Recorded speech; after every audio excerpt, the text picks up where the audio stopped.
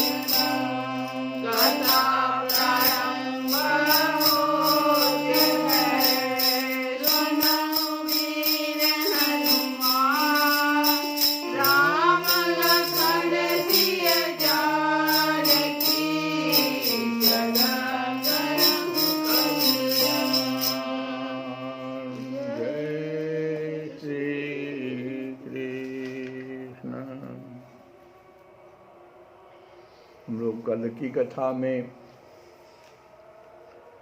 परीक्षित जी के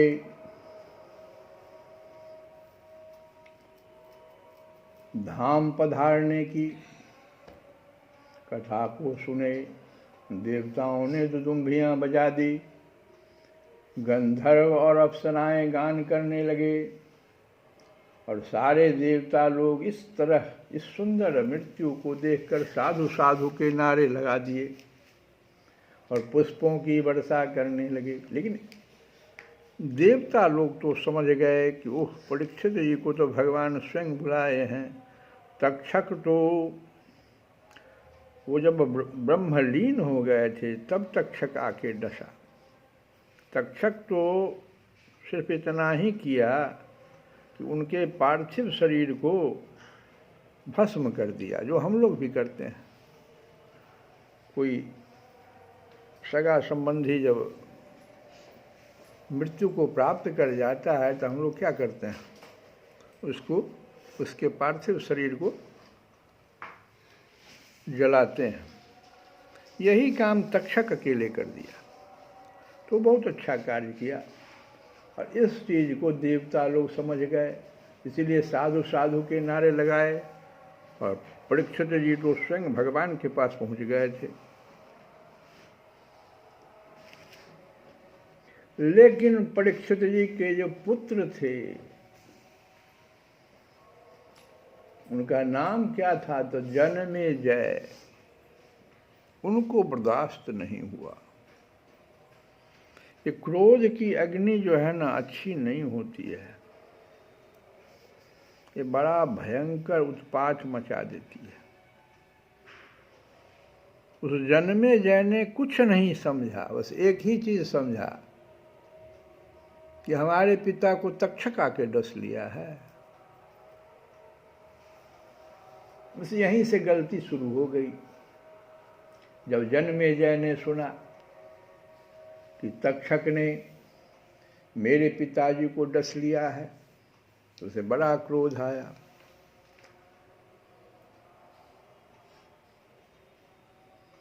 अब वह ब्राह्मणों के साथ विधिपूर्वक सर्पों का अग्निकुंड में हवन करने लगा। अब जो बेचारे सर्प कोई किसी भी तरह से कभी कोई नुकसान नहीं किए थे, वे भी आके अग्नि में जल जल कर मरने लगे। कितना बड़ा पाप होने लगा सो देखो। तक्षक ने देखा कि जनमेजय के सर्प सत्र की प्रज्वलित अग्नि में बड़े बड़े महासर्प भस्म होते जा रहे हैं। तब वह अत्यंत भयभीत होकर देवराज इंद्र की शरण में गया। बहुत सर्पों के भस्म होने पर भी तक्षक न आया। यह देखकर जो जनमेजय था ब्राह्मणों से कहा कि हे ब्राह्मणों, अब तक सर्पाधम तक्षक क्यों नहीं भस्म हो रहा है। ब्राह्मणों ने कहा कि राजेंद्र, तक्षक इस समय इंद्र की शरण में चला गया है और इंद्र उसकी रक्षा कर रहे हैं। उन्होंने ही तक्षक को स्तंभित कर दिया है, इसी से वह अग्निकुंड में गिरकर भस्म नहीं हो रहा है। परीक्षित नंदन जो जनमेजय थे बड़े ही बुद्धिमान और वीर थे। उन्होंने ब्राह्मणों की बात सुनकर ऋतुज्यों से कहा कि ब्राह्मणों, आप लोग इंद्र के साथ तक्षक को क्यों नहीं अग्नि में गिरा देते। अब इंद्र के साथ ही गिरा दीजिए। इंद्र भी दोषी हो गया, अपराधी हो गया। जनमेजय की बात सुनकर ब्राह्मणों ने उस यज्ञ में इंद्र के साथ तक्षक का अग्निकुंड में आवाहन कर दिया। उन्होंने कहा, रे तक्षक, तू मरुदगण के सहचर इंद्र के साथ इस अग्निकुंड में शीघ्र आ पर। जब ब्राह्मणों ने इस प्रकार आकर्षण मंत्र का पाठ किया तब तो इंद्र अपने स्थान स्वर्गलोक से विचलित हो गए। विमान पर बैठे हुए इंद्र तक्षक के साथ ही बहुत घबरा गए और उनका विमान भी चक्कर काटने लगा। अंगिरा नंदन बृहस्पति जी को जब ये देखे, बृहस्पति जी अंगिरा के पुत्र थे, अंगिरा ऋषि, और वो देवताओं के गुरु। जब बृहस्पति जी ने देखा कि क्या हो रहा है भाई, हमारे रहते इंद्र जो है अग्नि में जा रहे हैं, तो बृहस्पति जी ने देखा कि आकाश से देवराज इंद्र विमान और तक्षक के साथ ही अग्निकुंड में गिर रहे हैं। तब उन्होंने राजा जन्मेजय से कहा, तुरंत आकर रोके, और जन्मेजय को समझाया कि क्या कर रहे हो। हे नरेंद्र, सर्पराज तक्षक को मार डालना, आप नरेंद्र हो, नरों के इंद्र नरेंद्र, और आप तक्षक को मार डालना आपके योग्य काम नहीं है। यह अमृत पी चुका है, इसीलिए यह अजर और अमर है। राजन, जगत के प्राणी अपने अपने कर्म के अनुसार ही जीवन, मरण और मरणोत्तर गति प्राप्त करते हैं। आप इसमें कहाँ से आ गए? जितने भी जगत में जीव हैं वो ईश्वर के विधान के अनुसार चलते हैं, आप उसको भी तोड़ रहे हैं। अपने अपने कर्म के अनुसार ही जीवन भी प्राप्त करते हैं, मरण भी प्राप्त करते हैं, और मरणोत्तर अपनी गति को भी प्राप्त करते हैं। कर्म के अतिरिक्त और कोई भी किसी को सुख दुख नहीं दे सकता। कर्म गलत अगर होगा तो सुख दुख मिलेगा, नहीं तो वो ईश्वर के नजर में अपराधी हो जाएगा। जन्मेजय कह रहे हैं बृहस्पति जी, जन्मेजय सुनो, यों तो बहुत से लोगों की मृत्यु सांप, चोर, आग, बिजली आदि से तथा भूख, प्यास, रोग आदि निमित्तों से हो जाती है, परंतु यह तो कहने की बात है। सिर्फ ये कहने की बात है कि इसको सर्प ने काट लिया, इसको चोर ने मार डाला, ये भूख से बिलबिला गया, रोग इसको खत्म कर दिया, तो कहने की बात है। वास्तव में क्या है सही? सही है कि वो अपने कर्म का फल भोग रहा है। ध्यान दो, न उसको सांप काटा, पूर्व जन्म में कोई ऐसा गलत काम कर दिया सर्प के साथ, पूर्व जन्म में जो चोर बन के आया उसको जो मार दिया, पुत्र बन के आया वो मार देता है पिता को। अभी अभी अखबार में पोता अपने दादा को मार दिया। इस प्रकार से कर्म विधान से ऐसा हो रहा है। और कौन कह रहे हैं? बृहस्पति जी, देवताओं के गुरु कह रहे हैं। ध्यान दो, वास्तव में तो सभी प्राणी अपने प्रारब्ध कर्म का ही उपभोग करते हैं, प्रारब्ध है उनका। राजन, तुमने बहुत से निरपराध सर्पों को जला दिया है। अब बताओ तुमको कितना बड़ा कर्म दोष लग गया। निरपराध सर्पों को जला दिया तुमने। ठीक है, सर्प यज्ञ तुमको आता था, इसका मतलब ये तो नहीं। इस अभिचार, ये अभिचार हो गया तुम्हारा, अभिचार यज्ञ इसको कहते हैं। इस अभिचार यज्ञ का फल केवल प्राणियों की हिंसा ही है, इसलिए इसे बंद कर देना चाहिए।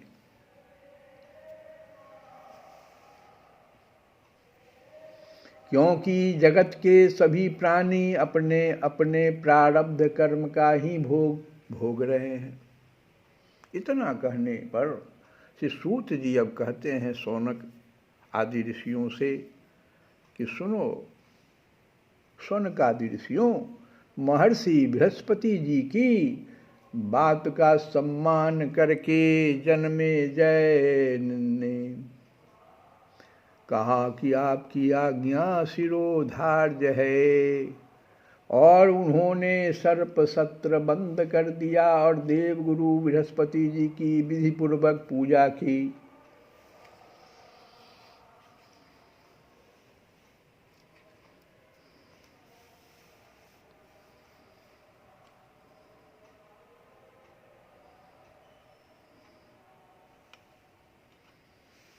अब आगे की कथा में देखो इसी क्रोध के बारे में समझाएंगे हम लोग, इसको कल की कथा में ही सुनेंगे। अच्छा हुआ जो सर्प यज्ञ तो बंद हो गया और वो भी बृहस्पति जी के समझाने पर। तो दीनानाथ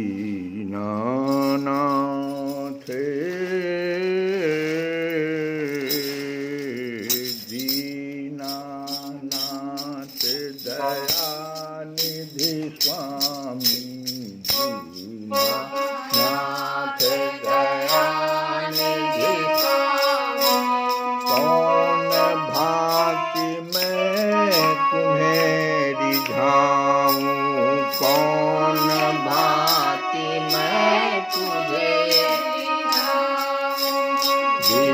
दीनानाथ दयानिधि स्वामी, कौन भांति मैं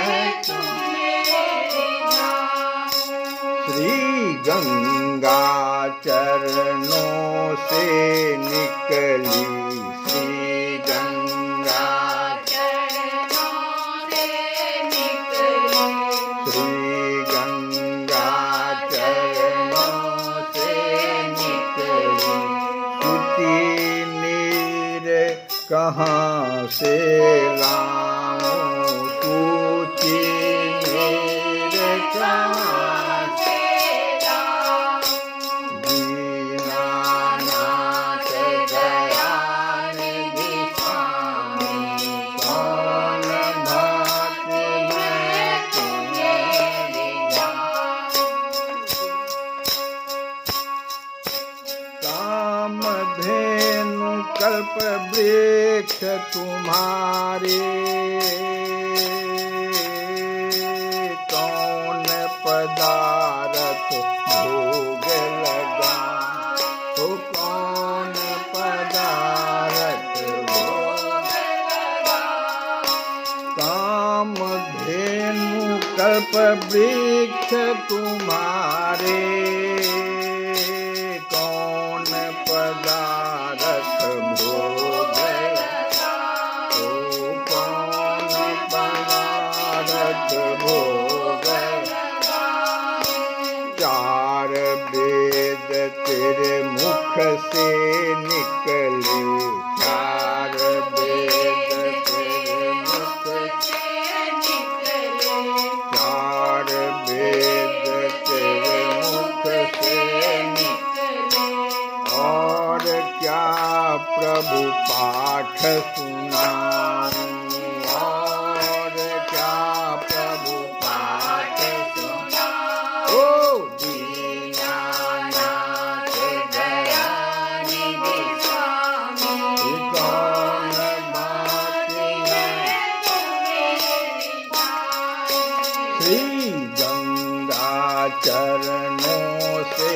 निकली, गंगा चरणों से निकली, श्री गंगा चरणों से निकली, तुझे नीर कहाँ से लाऊं, दीनानाथ दयानिधि स्वामी, कौन भांति मैं तुम्हें रिझाऊं, ओ चार वेद तुर मुख से भाके, और क्या प्रभु पाठ सुनाऊं, अनहद बाजे बजत तुम्हारे, ताल मृदंग क्या शंख बजाऊं, ताल मृदंग क्या शंख बजाऊं, दीनानाथ दयानिधि स्वामी, कौन भांति मैं तुम्हें रिझाऊं, लक्ष्मी हो लक्ष्मी हो कोटि भानु